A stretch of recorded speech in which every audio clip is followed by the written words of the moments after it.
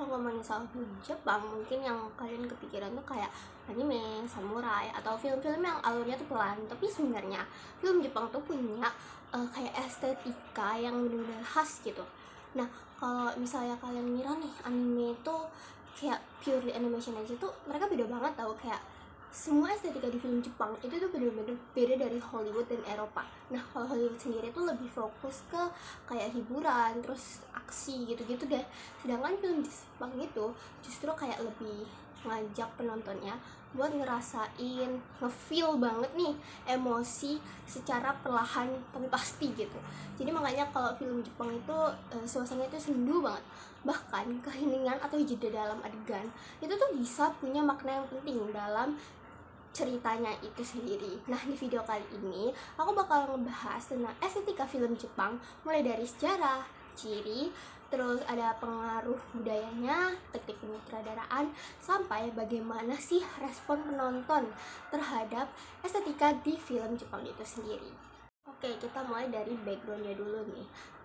Jadi film Jepang itu kayak berkembangnya itu di akhir abad ke-19. Jadi setelah teknologi sinema dari barat nih masuk ke Jepang lewat apa ya namanya, Auguste dan Louis Lumiere. Pada awalnya Jepang itu kayak dipengaruhi oleh teater tradisional seperti kabuki dan noh kalau nggak salah. Makanya sampai sekarang tuh beberapa gaya acting dan komposisinya mereka itu tuh masih kayak natural, terus teatrikal gitu. Nah, buat film Jepang sendiri itu berkembang pada era film bisu. Nah, sampai akhirnya tuh dikenal sama ranca dunia setelah Perang Dunia Kedua. Jadi mereka tuh dikenalnya lewat Rashomon karya Akira Kurosawa kalau nggak salah. Film ini tuh terkenal karena cara penyampaian yang unik. Itu tuh kayak menyampaikan kejadian yang diceritainnya tuh pakai sudut pandang yang berbeda-beda, jadi unik banget pada zaman itu. Nah, jadi sejak saat itu tuh di dunia itu mulai melihat kayak film Jepang itu punya gaya artistik dan filosofi yang kuat banget, beda dari kayak film Hollywood kemarin yang kita udah bahas. Nah, oke, lanjut kita ke ciri khas estetika film Jepang itu sendiri. Nah, kalau estetikanya nih, ciri khasnya tuh apa aja sih? Nah, kalau salah satu ciri yang paling utama di film Jepang itu penggunaan visual yang kayak tenang dan intim banget. Kalau kalian lihat video-video film-film Jepang tuh kayak bener-bener vibes-nya tuh dapet banget, nggak tahu kenapa. Nah, mereka tuh sering memakai teknik yang disebut tatami shot kalau nggak salah, yaitu posisi kamera rendah yang seperti orang sedang duduk di tatami. Nah, tujuannya itu supaya penonton merasa lebih dekat dengan karakter dan suasana di ruangan tersebut. Nah, jadi yang bikin suasananya makin mendalam itu kayak POV-nya gitu ya. Tapi nggak semuanya kayak gitu, tapi emang kebanyakan tuh kayak gitu yang aku tahu nih. Nah, selain itu, film Jepang juga sering menggunakan long take atau pengambilan gambar panjang yang kayak tanpa cut gitu. Nah, ini nih bikin adegannya terasa lebih realistis dan natural karena kita bisa dapet ya feelnya. Ada juga konsep maya itu ruang kosong atau jeda. Nah, kalau di film Jepang sendiri, keheningan itu bukan berarti nggak penting ya. Justru dipakai untuk memberi waktu kepada penonton buat kayak merasakan dan meresap nih emosi si karakter ini. Nah, jadi bikin suasananya itu lebih ngefeel ya. Jadi nggak cuma sekedar oh lewat doang gitu. Lalu ada konsep kayak yang namanya tuh Yugen atau Yugen, aku nggak tahu gimana bacanya, tapi intinya tuh kayak keindahan yang misterius dan sulit dijelaskan secara langsung. Jadi nggak bisa langsung kita tafsirkan secara mata kita memandang gitu ya. Biasanya tuh buat mengajak penonton merasakan makna yang lebih emosional, bukan dijelaskan secara gamblang gitu. Nah, film Jepang juga punya konsep wabi-sabi, yaitu keindahan dalam ketidaksempurnaan. Karakter, tempat, atau cerita sering dibuat sederhana dan tidak sempurna. Justru oleh karena itu terasa lebih manusiawi. Selain itu, ada konsep yang namanya mono no aware aware gitu lah pokoknya, yaitu kesadaran bahwa semua hal itu cuma sementara dan bisa hilang kapan aja. Karena itu banyak film di Jepang terasa lebih melankolis atau emosional gitu. Oke, selanjutnya kita bahas ke ciri khas narasi dan karakternya. Nah, kalau dari segi cerita, film Jepang itu biasanya punya tempo yang lambat. Jadi karena mereka pakai long take, jadi tuh bener-bener mirip film Eropa yang kemarin kita bahas ya. Nah, kayak berbanding balik lah sama film Barat, sama kayak film Eropa kemarin. Dan narasinya tuh lebih fokus ke perjalanan batin karakter dibanding aksi besar. Kan kalau film Hollywood lebih kayak heroik gitu kan. Nah di sini keheningan dan jeda itu kan sering dipakai nih untuk menunjukkan emosi yang nggak diucapkan secara langsung. Jadi karakternya itu biasanya tuh adalah orang biasa dengan masalah kehidupan sehari-hari. Mereka tuh nggak selalu jadi pahlawan kayak film Hollywood yang hebat gitu, tapi justru kita penonton lebih merasa dekat dengan karakter yang kayak gitu karena relate dengan kehidupan nyata kita. Kan tadi aku ada sebut nih kalau film Jepang itu dipengaruhi oleh teater Noh dan kabuki. Nah, jadi sebenarnya beberapa ekspresi dan gesturnya tuh terasa lebih simbolis dari teatrikal yang tadi aku sebutin. Nah, konflik dalam film Jepang tuh sering terjadi di dalam diri karakter. Jadi bukan cuma pertarungan fisik aja ya, ada sih sebenarnya, cuma emang lebih ke konflik batin nih dari karakternya itu sendiri. Nah, kalau dari pengaruh budaya, sejarah dan film sosial, jadi sebenarnya estetika film Jepang itu sangat dipengaruhi oleh budaya Jepang yang menjunjung tinggi kesederhanaan dan ketenangan.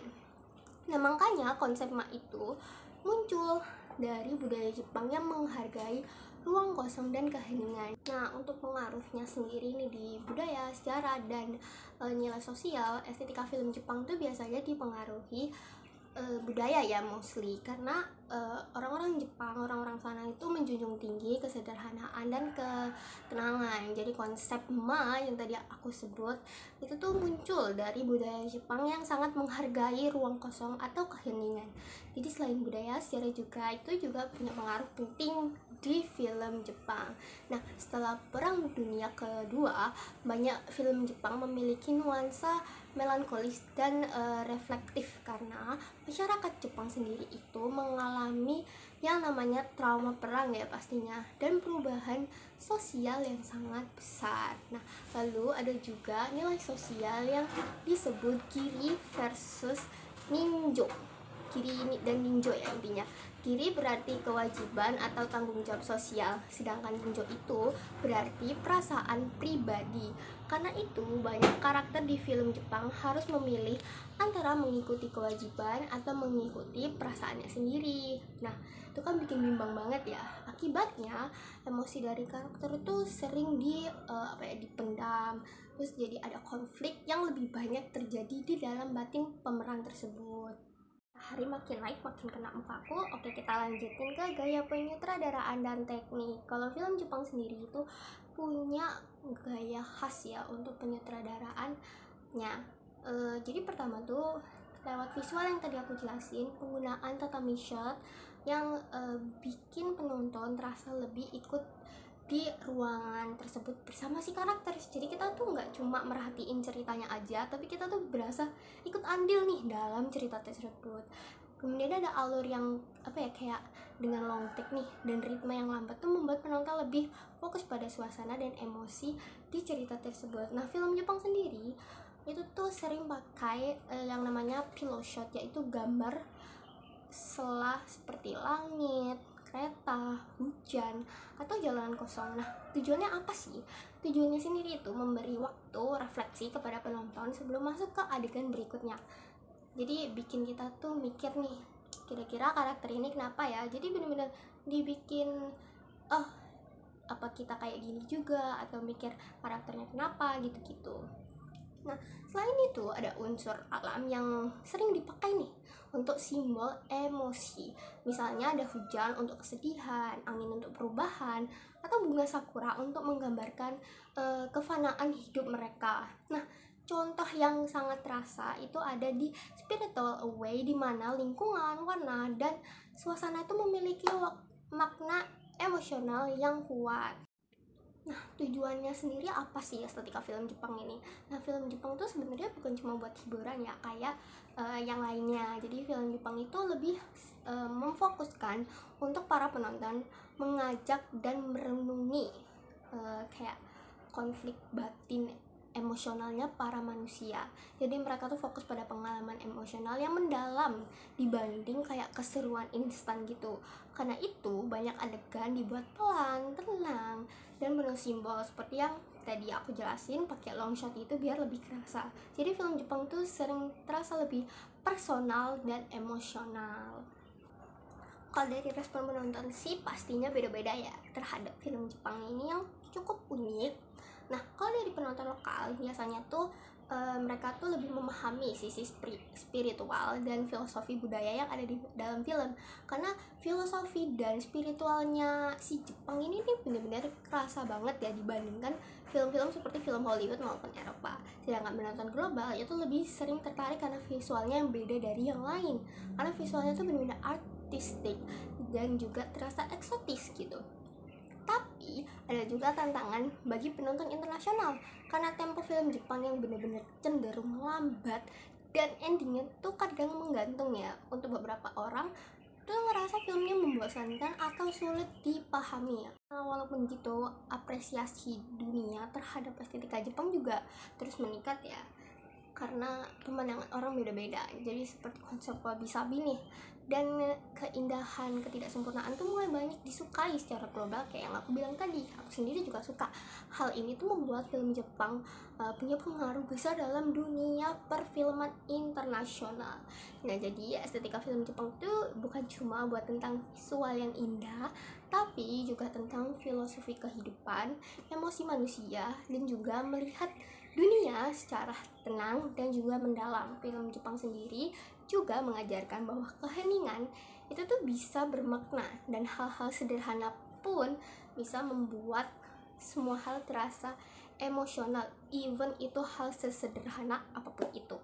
Mungkin itu alasannya kenapa film Jepang itu terasa berbeda dari film-film lain. Oke, segitu aja nih dari aku. Mungkin sekiranya ada salah kata atau pengucapan yang susah ya, karena ini Jepang gitu kan. Walaupun aku suka nonton anime, aku juga tetap nggak paham sama bahasanya. Mungkin segitu aja dari aku. Terima kasih. Bye-bye.